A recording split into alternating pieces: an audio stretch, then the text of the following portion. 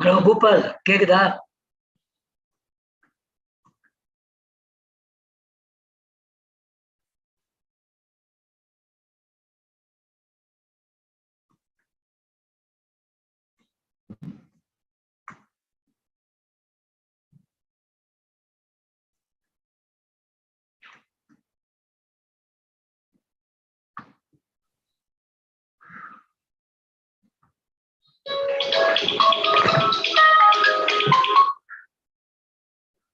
Hello Suresh.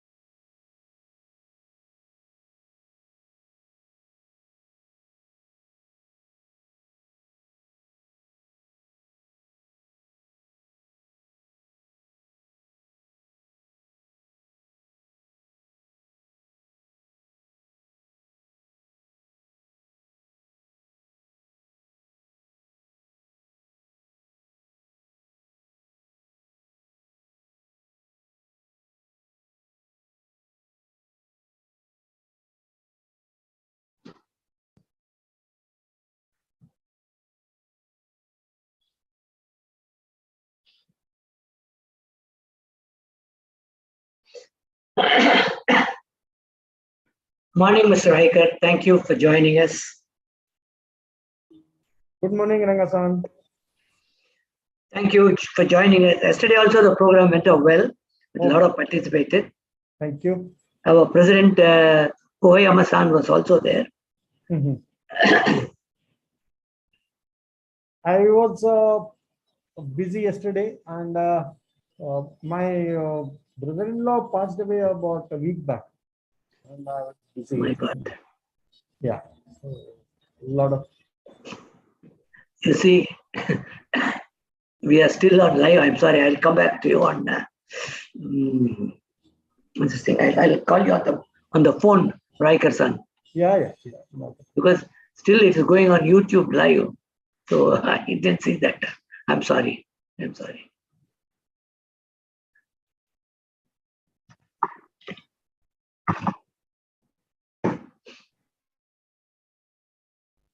How are you, sir? Are the health and all okay? So far, so good, Riker-san. Not problem. I'm sorry to hear that your brother-in-law passed away. What happened to him? It was a heart failure. Oh my God. How old is he? 75. Oh. Okay. Time for me to start, Riker-san. Yes. I will please join us and stay. Okay. Yeah. Right. Thank you. Nopal, do I start?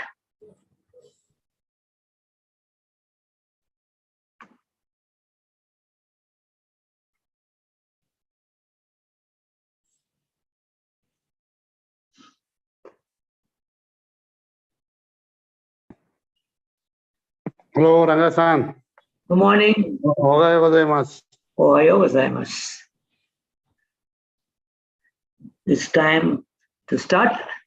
Waiting for Gopal and another 2 more minutes to go. Yeah, Gopal has allow me to share. Okay. We're still live, so. Yes.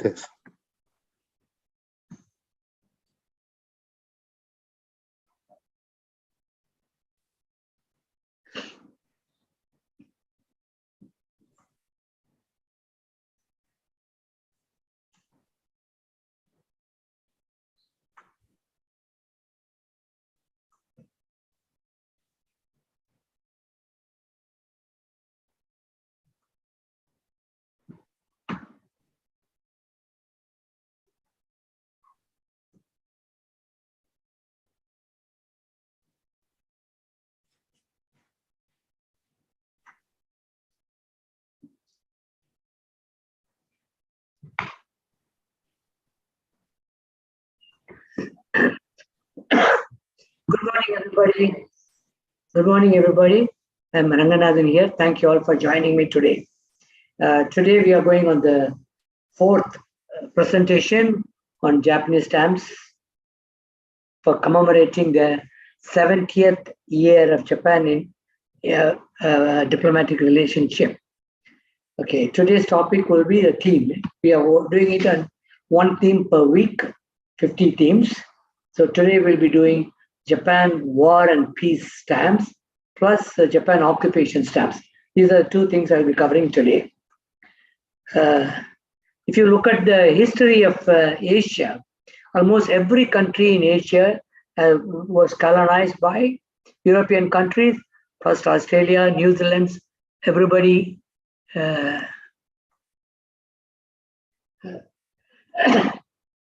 can, even including Middle East, they were colonized. And faced with severe shortage of oil and other resources and driven by rising population, Japan started looking at the expansion in Asia. And most of the Asian countries also looked at Japan as a bigger Asian brother after they defeated Russia. The first, it was the first Japan-Russo War. When they defeated Russia, they became very powerful. First Asian country to be powerful enough to beat a European country. Then 1931, Japan expanded its Korean territories into Manchuria. The coal, iron, and agricultural resources were seen as vital requirement for rapid Japanese industrialization. 1934, Japan occupied China. And before that, it's not Japan was the first country to occupy. Almost all of them were occupied by the Western powers. The white men were there, and Japan was the first Asian big brother to occupy. And the racial equality proposal was an amendment to the Treaty of Versailles that was proposed by Japan, and it was not considered in 1999, the Paris Peace Conference. Japanese Foreign Minister Mr. Uchida stated in June 1990 that the proposal was intended not to demand racial equality of all the colored people, but only to the members of League of Nations. However, people broadly accepted, but Australia and USA did not agree. So Japan had to come out of this League of Nations, and maybe that gave them the nationalistic and militaristic feeling domestically. Then 1920, Japan joined as a charter member of the League of Nations. At that time, there was no United Nations, so they were all on the League of Nations, and then they joined. And Japan was a permanent member of the thing until there was a conflict arose between Japan and the organization for the 1931 Manchurian incident. Since early 1941, the United States and Japan have been engaged in negotiation in an attempt to improve their strained relationship at the end of the war in China. During these negotiations, Japan advanced a number of proposals which were dismissed by America as inadequate.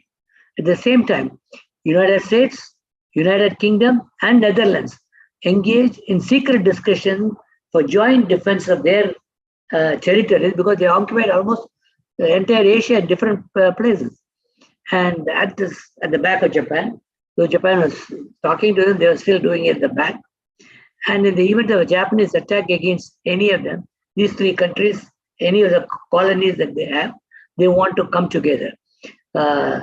Roosevelt reinforced the Philippines. At that time, America was occupying the Philippines till the Manila War changed the thing. And then it was an American progress scheduled for independence in 1946. But 1942 to 45, Japan occupied the Philippines and warned Japan that the United States would react to Japanese attacks against any neighboring countries. 40, Japan occupied French Indochina, that's Vietnam, and Japan joined the Axis powers, Germany and Italy. This act again brought oil embargo on Japan from US and UK. Failure to solve this issue by US and UK diplomatically, Japan captured the Dutch Indies island, that's the Indonesia, and attacked the Pearl Harbor on December 7th, 1941, which brought US into the war. So if you see, it is not Japan's unilateral decision. The West also contributed to the sequence of events. The turning point was the great loss to Japan on June 4th, 1942 at Midway. Allied forces started taking back their territories, and 1944, intensive air raid was carried over Japan. Japan, of course, captured Burma, Singapore, Indonesia, Sumatra, Java, Borneo, Guam, Wake Island, Gilbert Islands, and British Hong Kong, and also came up to the northeast border of India. And of course, Burma was a part of India under the British colony.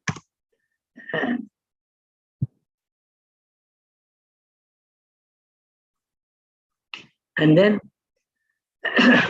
after securing the airfield in Saigon, Guam, the United Army Air Forces undertook an intensive strategic bombing with incendiary bombs on the Japanese cities, and an effort to pulverize Japan industry and shatter its morale. In spite of Soviet-Japanese neutrality in 1945 pact, the US, UK, and USSR again had agreed that USSR would enter the war on Japan within 3 months of the defeat of Germany in Europe. However, it never happened. If you know the history, 1945, August 6th, Hiroshima was bombed. 9th, Nagasaki was bombed. And on the 8th, Soviet Union entered into the alliance of UK and USSR against Japan. So there have been a number of things. And on August 14th, the President of US got the message Japan is willing to surrender. And on the 15th of August 15th, 1945, the Emperor of Japan announced on the radio that there will be a unilateral surrender of Japan. And on September 2nd, 1945, the surrender took place. Actually, the ceremony took place on the decks of Missouri, the US warship, and it was signed by Japan. And so then Japan made peace as a part of its constitution, and the emperor said he's no more divine. And Shinto, which is a state religion, US brought the rule on them that Shinto cannot be anymore. It lost this place as a national religion. And of course, then onwards, Japan has been moving only in the path of peace. And they never even had an army. They had only a self-defense force. And in Nagano, in the year 1949, on the 1st of April, there was a peace exhibition. There was a special philatelic issue was released for this event. And then, of course, there are a number of stamps that were released at various occasions. The top row you see, the 1896, a set of 4 stamps commemorate the Sino-Japanese War. The first Sino-Japanese War was a conflict between the Qing dynasty in China and the Empire of Japan, primarily over the influence of Joseon Korea. China sued for peace. Japan became a regional power. Then Russo Japanese War in 1904-1905, which was won by Japan.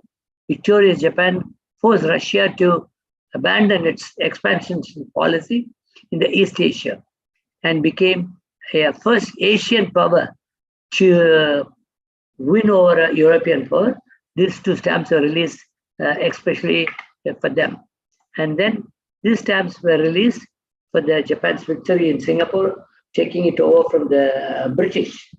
And then the bottommost were when Japan took Kwantan, which is on the southern part after the Treaty of Shimonoseki. And then there were 3 stamps that were actually released. I got only 2 of them. The third one is very expensive. I couldn't get that. And the top one, if you see this gentleman, is a general in Meiji period. He is Negi Murasuke. And he was a great general. But when Meiji Emperor died, he also committed harakiri or seppuku as a true warlord following its leader. And then on December 7, you all know, Japan made a surprise attack on Pearl Harbor. And then this is a set of stamps that were released for the attack on Pearl Harbor.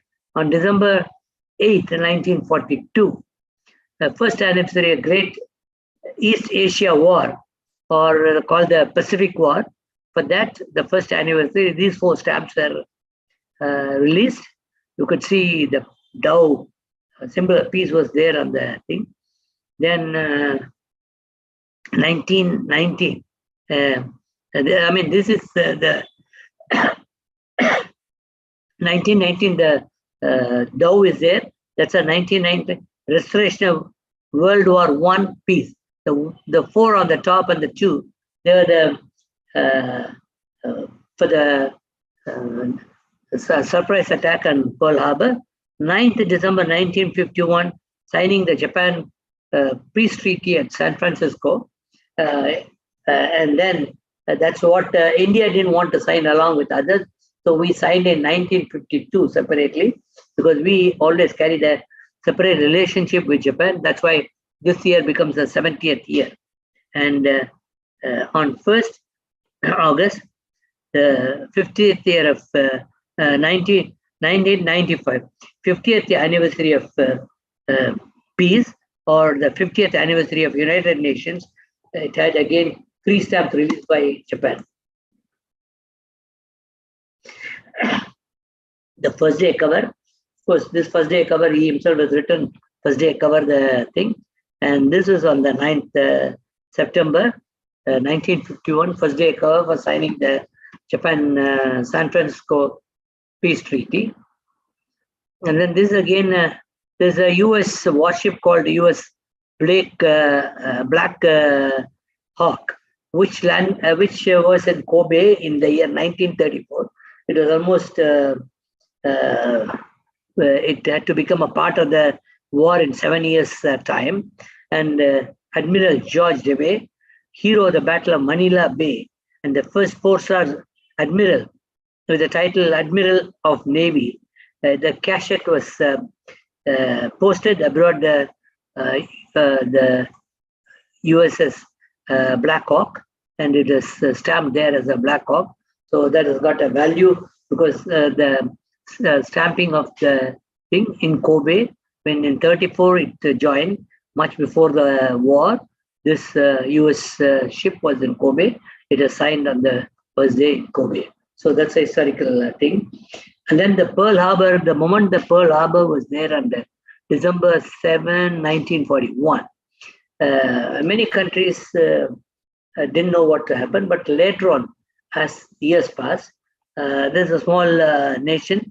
I've shown them where they are located, called the harbor from St. Vincent. They brought out the stamp on top, which is for the 60th year of Pearl Harbor. And then this is a cachet with a gold foil stamp of President Roosevelt commemorating this US declaring war on Japan, for which there was a commemorative stamp. US declared war on Japan in 1941. This stamp was released on 1991, 50th year of US declaring war on Japan. And then the US declares war on Japan December 8, 1991. There was a cover at Washington, D.C. This is for the 50th year, 1991. What happened in the 1941? It is the 50th year commemorative first day cover for President Roosevelt's declaration of war on Japan.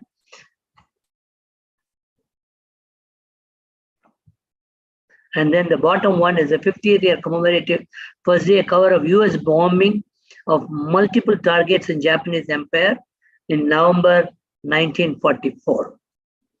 Then this is a commemorative stamp on the 50th year of Japanese surrender.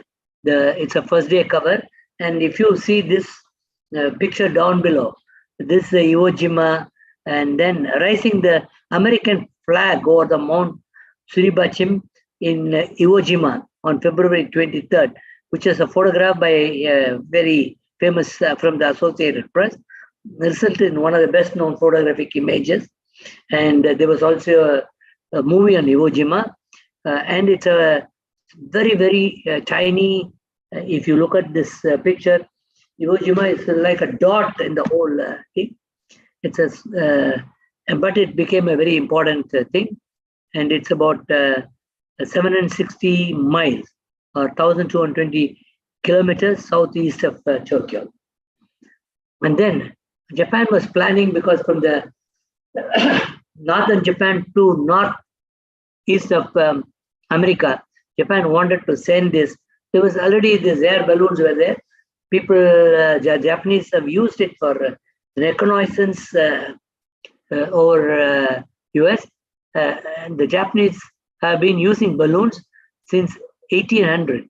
At Port Arthur, they were used to observation of troop movements. The Japanese Air Force came out with a balloon society, and little is mentioned about it during the war. During the taking advantage of the jet stream that goes around the globe and crosses for both North Japan and northern United States about 9,000 balloons, each equipped with incandescent and one anti-personnel bombs were released to start forest fires and create terror in the western United States, in Michigan. 6 people were killed in Oregon. This project was called Fugo. Fugo is a windship. That's why it's called as Japan Fugo Japanese balloon bombs, and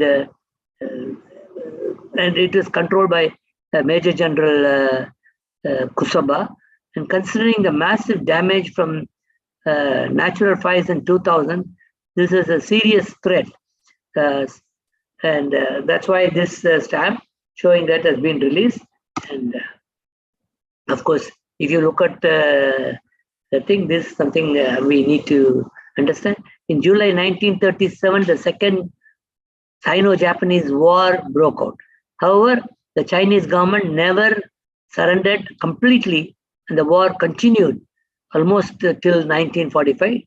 And then most of the occupational countries, Japan was in control till 1945, till it surrendered to the US. Till then, this war, many places, 1940 to 45, 42 to 45, this happened. 1942, Japan joined Axis powers in Germany and Italy, and these actions intensified Japan's conflict with the United States and Great Britain, which reacted with an oil boycott, resulting of shortage and failures to solve this conflict diplomatically. Japan decided to capture the rich Dutch East Indies, that is Indonesia, as a part of war with the US and Great Britain. In December 41, Japan attacked the Allied powers at Pearl Harbor, and then several other points throughout the Pacific. This turning point was the midway on June 6th. And then from then on, the Allied forces slowly won back the territories. And of course, the atomic bombing. The whole thing was when Japan attacked Pearl Harbor, that is almost a starting point of the whole thing. This is a stamp that is again released by Macroasia, which is a part of a number of small islands in the Pacific region. And then World Heritage Series was a series of stamps that was released by Japan. It's a series. We have got a number of series which we will be showing you later. And it is on 2003, March 20th. This whole sheet was released.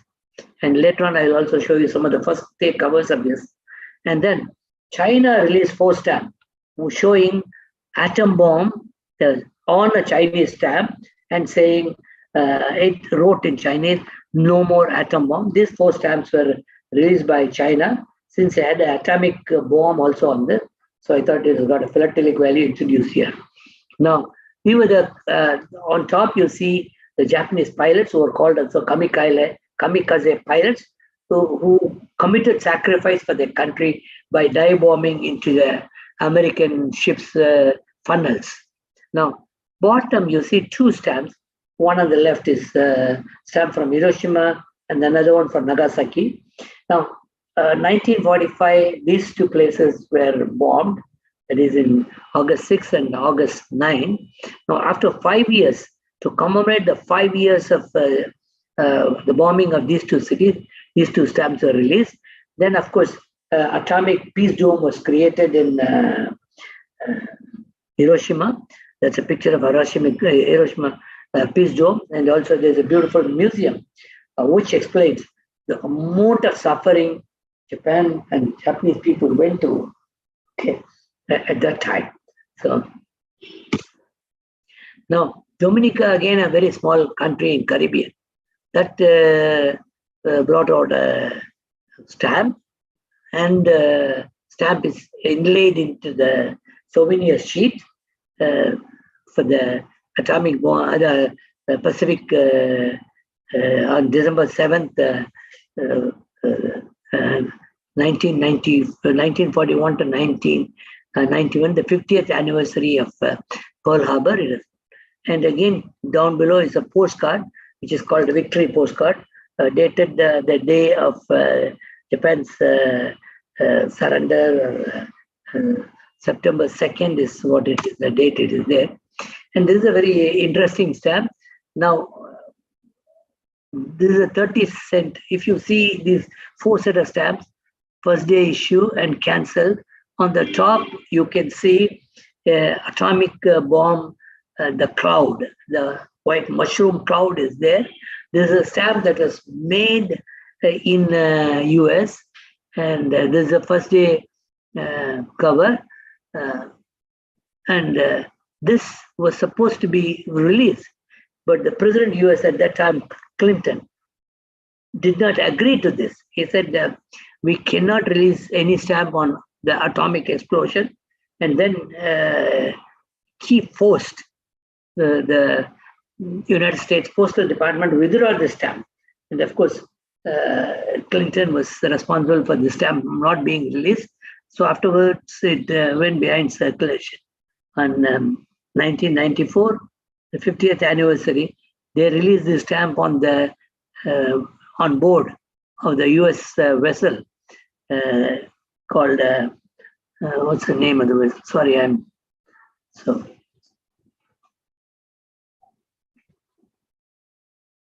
So on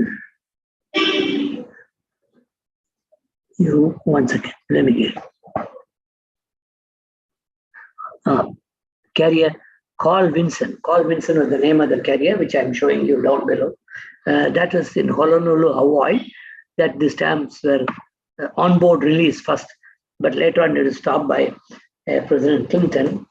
And then it's a banned A-bomb stamp. This is a certification that has come for banning this A-bomb stamp, and that's what is given here. And then the victory over Japan is called VJ Day. That is the 15th August 1945, when the emperor announced that Japan is surrendering, though the actual ceremony of surrendering took place on September 2nd. Many countries released VJ Day stamp on the August 15th, and here is one that's VJ Day stamp. If you look at this stamp was on a cover, printed, not a stuck stamp, in UK. And it has also got a picture of the Queen and her husband Philip. They are going to the UK Parliament to inaugurate the Parliament on that session. It has got a photograph of the Enola Gay, the B-29 bomber, which dropped the atomic bomb. And this was a cover made in England, but taken because on the exact date is not possible. So it was sent a little earlier, okay, and on 1st of August, not on the 6th of August. This is signed by the Hiroshima post office. You go to the post office, they keep a stamp and then you can take it and stamp it. So this is called the VJ stamp at Hiroshima, stamped on 1st of August, not the 6th of August. And also there is another VJ stamp with a Nagasaki postal stamp. These stamps are actually British covers, printed, not a stuck stamp, and then they're used. And again, there is a American cover celebrating the 50th year of the signing of surrender ceremony at thing. And the bottom one is with a victory, which is when Manila, the Americans again took back from Japan. That is April 15, 1945. That is a stamp for that. Of course, there are a number of VJ stamps. This is the 30th anniversary VJ stamp released in America. This was the 30th anniversary of VJ stamp. And there is an International Year of Peace that is celebrated by the United Nations. So that day was celebrated in Japan. So that is the stamp. And the 50th anniversary of commemorative stamp for San Francisco Treaty, which was signed in 1951. Japan released this stamp on 7th September 2001. And this again is an interesting stamp called the Peace Bell stamp, the United States. This Peace Bell were created by coins collected from various countries and melted, and the peace bell, like a very typical Japanese bell, was created, and using a Japanese cypress tree, they have made a similar structure like what you see in Japan. And the pedestal for this was made from, was donated by Israel. This was there in US. This is placed on the, this is donated to United Nations on June 8th, 1954. Okay. But believe me, at that time, it was a great gesture from Japan because it was still not yet admitted in the United Nations. Okay. And they presented it, and this is placed resembling a Shinto shrine in New York City on the 42nd Street and First Avenue. Later on, this bell went back to Japan during the Osaka Expos in 1970. That's why you can see a 1970 stamp, though this was donated in 1954. Okay, that is the first day of issue by United Nations postage stamps. The United Nations, they carry their own stamps, apart from America, where United States is located. They also make their own stamp. They have their postage stamp. And then the 1970 Osaka Expo, this is there. They made two stamps for this. And down below, you can see that is where the United States make their own postage stamps, artwork of them. But the one on top is a real stamp. And these are the stamps of what I've shown you on the March 20th in to commemorate that is the 11th annual, the 11th series. That is out of that. They're only connected to Hiroshima and the peace thing. So all the individual stamps, they were pasted on a first day cover, and then you can see the cancellation at Hiroshima by the dome, and then this is a Tokyo station. And this is what Hiroshima and Nagasaki are like. These two photographs were taken by me. This is the Hiroshima Peace Park. And then you can always see the fire burning all the time. And then this is the atomic dome where the atom bomb fell and everything went. They still maintained it. This is a Nagasaki, down below is a Nagasaki Peace Park. Then Japan occupied Manchuria. That's where the starting point, because that's the nearest they start. And if you look at the picture down below, this is where I put a Japanese flag, that's Japan is there. But the entire area given by the outline is what Japan went and occupied.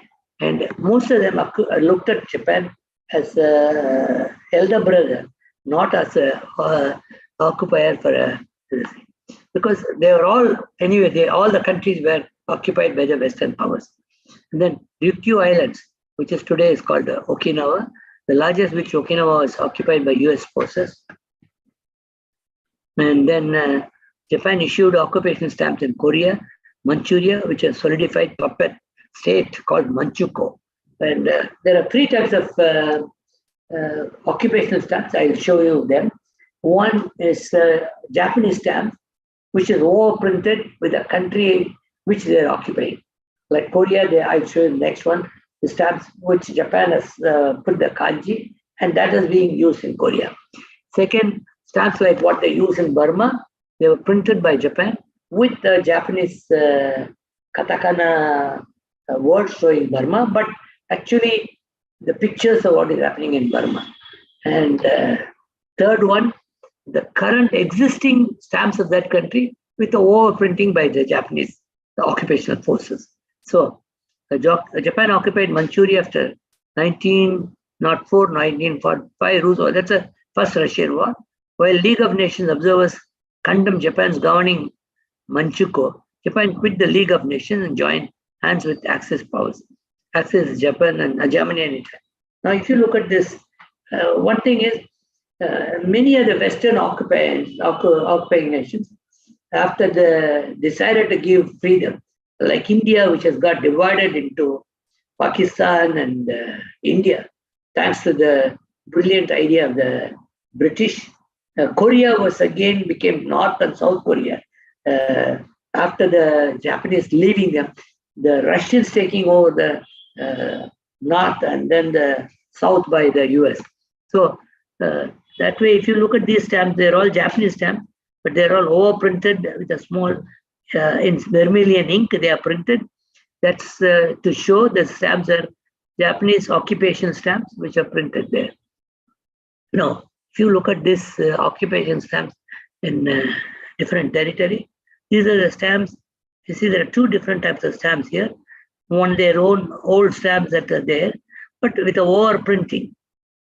Okay, you can see the vermilion overprinting on them. Some, when they have to use Rauta or something, and then they have their own stamps printed in that country. You can see the central star-like, sun-like thing. That is to show it was printed by Japan. And you can also see some of the Japanese katakana there. This is when they occupied Manchuria. And then Manchuria was a part of China, which is occupied by Japan after the Treaty of Shimonoseki. It's on the southern side. And then they had, it is normally ruled by Manchus. So Japanese placed a Manchu there. And then his visit to Japan and Japanese emperor's visit were all commemorated by commemorative stamps for the emperor's visit, which I showed on the first day of my showing the stamp. These are the Manchukuo's stamps, which are shown here. It's got both stamps there and here. And these are all the Manchukuo stamps printed by, and then today they're available in plenty. You can buy them on eBay. Most of my stamps, I buy them in eBay. And these are all the stamps printed by Japanese. And you can see the center thing, the bottom one. The top one, you can see Chinese words. The rates are showing differently. This is for the Manchurian railways, they brought this stamp. And this is when the Emperor's second visit to Japan, they made this stamp. There were two stamps. I couldn't get the other stamp. This is, you see, 1, 2, 3, 4. These 4 stamps was released when the Emperor, the 10th anniversary of the Emperor's visit to Japan. There were 4 stamps released by Japanese and 4 stamps released by Manchukuo on that occasion. The Japanese stamps are pretty expensive. These are much cheaper stamps for the same occasion printed in Manchukuo. You can see a proclamation of labor service law was by this. And then the top, the one, this is the return of Singapore to Asia from British. That is when Japanese took it over in 1942. Okay, so then close relationship, Japan and Manchukuo, these stamps are released in 44. Japan occupied again Java. If you look at these stamps are printed with the Japanese katakana here in Java. These stamps are made for Java, but with the Japanese inscription. You can see all this. You can see these stamps with the Japanese flag in the center.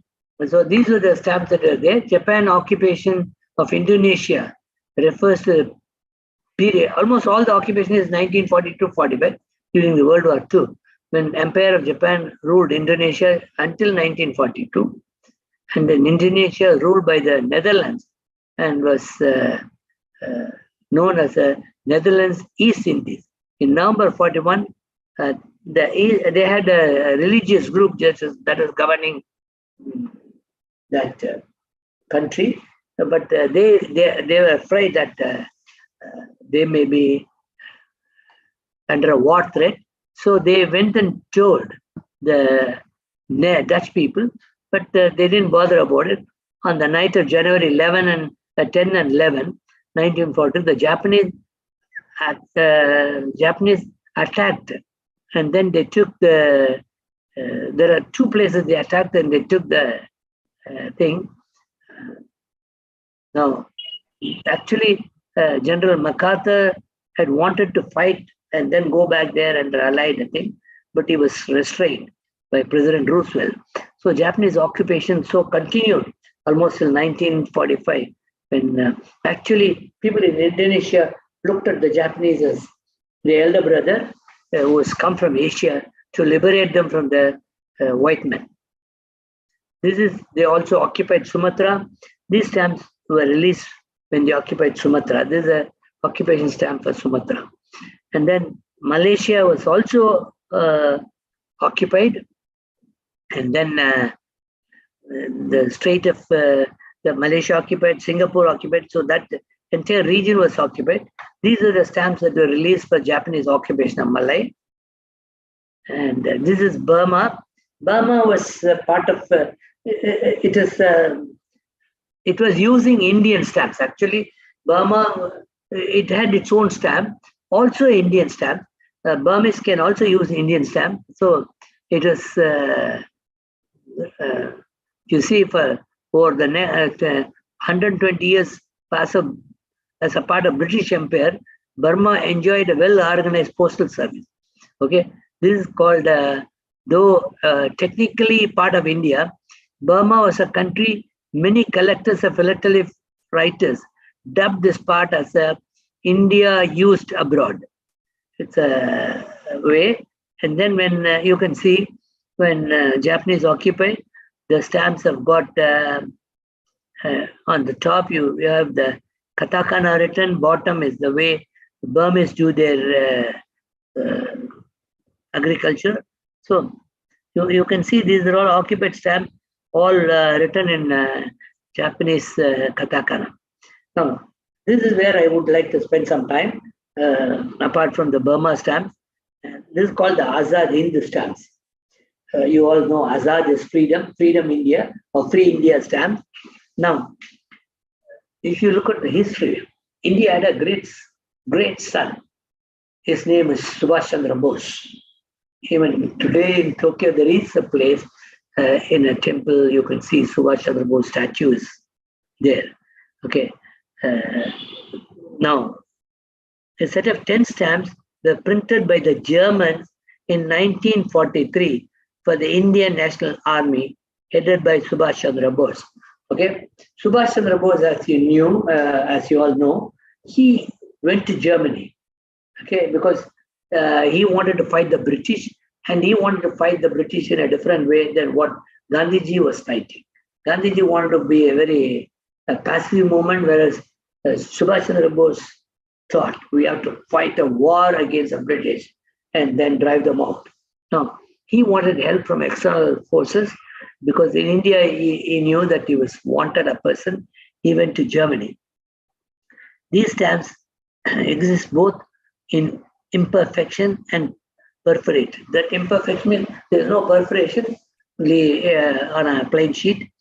And from stamps in the inscription called Azad Hind, listed in there. This is also listed in some catalog. Somebody says you cannot list it in a catalog. There have been two versions of it. Now these stamps are printed in Germany. There's no thing, but there's another version which says these stamps are also printed in Japan. And they say these stamps were on a submarine on the way to Singapore that was attacked. So the submarine sank, and a lot of the stamps are available, taken by Allied people and sold for collectors in Philadelphia. Another one is after the World War, the Allied forces went to Germany. There they found the stamps in the press, German press, took it out, sold it to the people. Anyway, looking at the thing, born on 23rd January 1897 in Cuttack, in the federal state of Orissa, Subhash Chandra Bose became the most controversial figure in Indian history during the 20th century. The biggest impact of Bose's dream of a free India, Azad India, had on philately were stamps, these stamps, which are never issued, but they are stamps, and they were designed by Axter, somebody, renowned German artist, and produced in photogravure by German printing house in Berlin.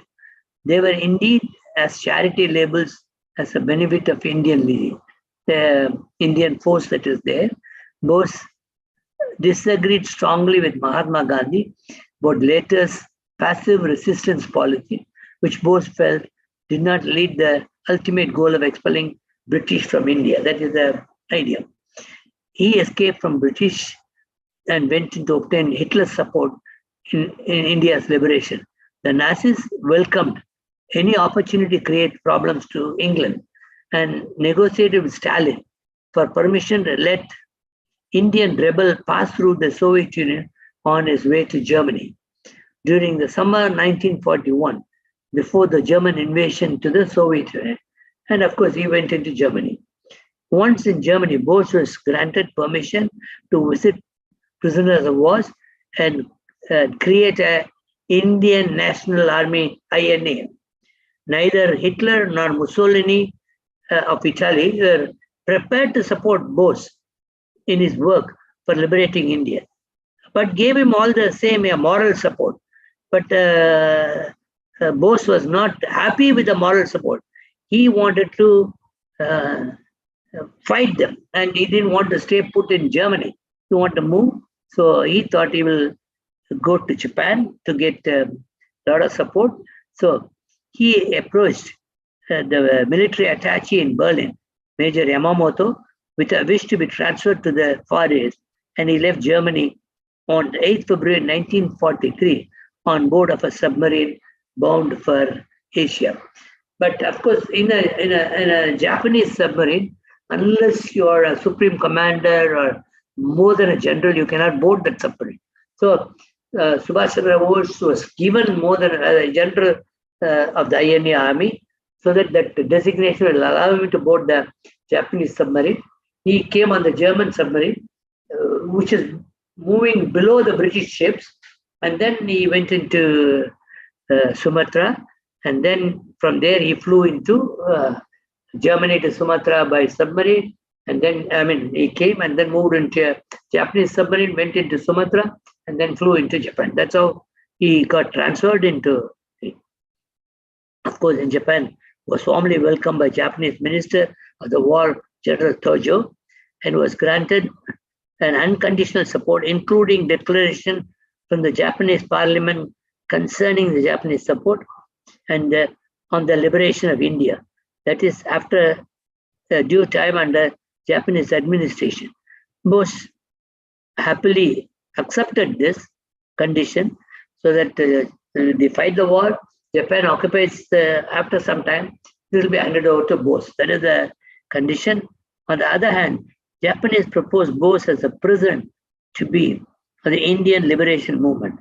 On August 1943, he was promoted as a commander general of the reorganized INA.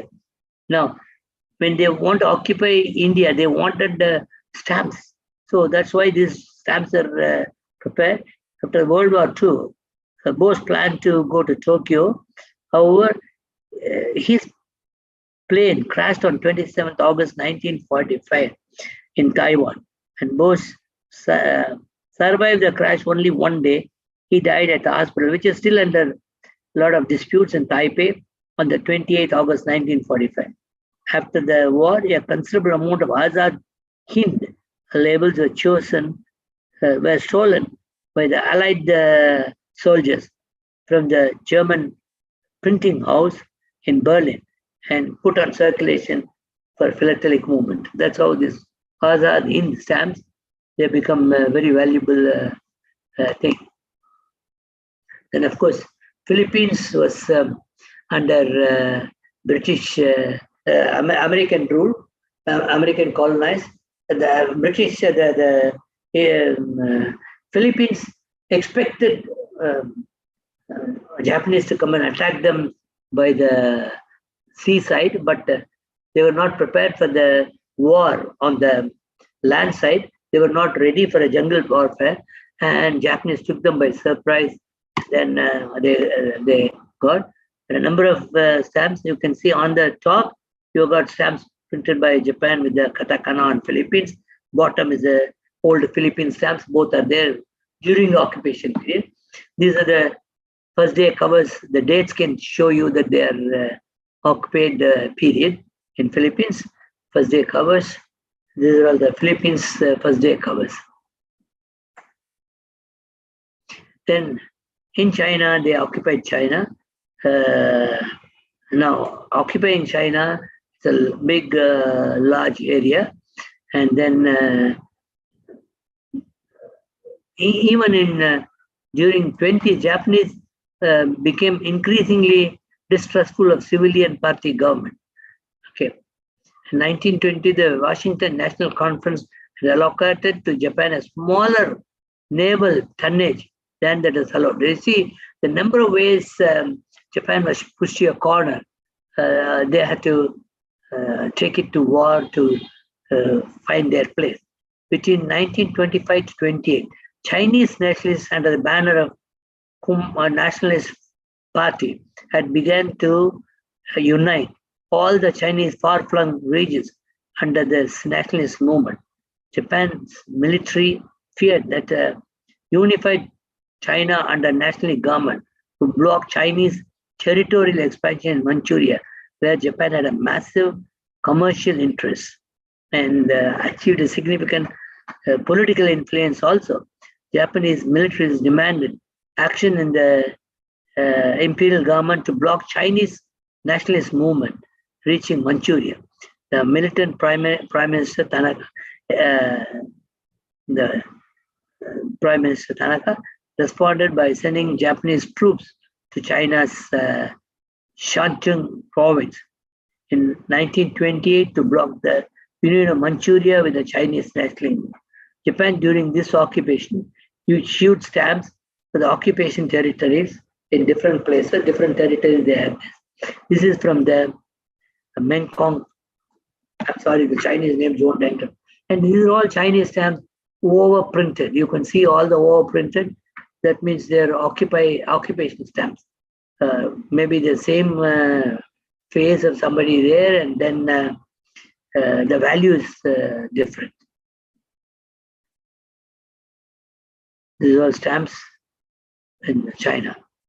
Now, this is a Manchukuo stamp. It is there. This is a Chinese stamp they have. Then Japan also had post offices abroad where Japanese stamps are used with the overprinting of those places, like what they had in Korea. Now, apart from that, after the 1945, armies of India, Australia, New Zealand were also sent as a part of the occupational force for rehabilitation of Japan. These are four, what you see on the top are the Australian occupational force. They had their own stamp, who were printed from Japan. So they had this stamps printed and this thing. And there was also what you call as a Pearl Harbor of Australia. The Japanese air raids on Darwin, Australia on the 19th February 1942 were the largest attacks mounted by a foreign power against Australia. There were also significant action in the Pacific campaign of the World War II and represented a major psychological blow to the Australian population. Several weeks after hostilities with Japan had begun, the raids were the first about 100 air raids against Australia in 1942-43. This event is often called as Pearl Harbor of Australia. This is a Darwin of Australia. This is a commemorative stamp for them. And the Russo Japanese War, February 10, 1904 to September 5, 1905. You all must be knowing, almost on the border of Hokkaido, still there is a territory which is still under dispute between Japan and Soviet. And there was a conflict that grew. One of the rival ambitions of Russia and Japan over Manchuria and Korea. See, and resulting campaign, Japan military consistently attained a victory over the Russian forces. These victories dramatically transformed into the balance of power in Asia. This thing was this embarrassing defect event increased dissatisfaction in the Russian population with inefficient and corrupt Tsarist government, and was a major cause for the Russian Revolution in 1905. This stamp was released in 2004 to commemorate the Russo Japanese War by Russia, not by Japan. So, thank you for watching this. I'm trying to rush up through all the dates and places, not putting much of explanation. But one thing I still want to know that definitely Japan was the first Asian power that showed the Western powers is not very difficult to be defeated. But again, if you look at, there were nearly 130,000 people were killed in one day in Nagasaki, in Hiroshima and Nagasaki, and many more years, people carried the radiation effects. But none of the Western powers were tried for war crimes. That's the way I conclude. Thank you all very much.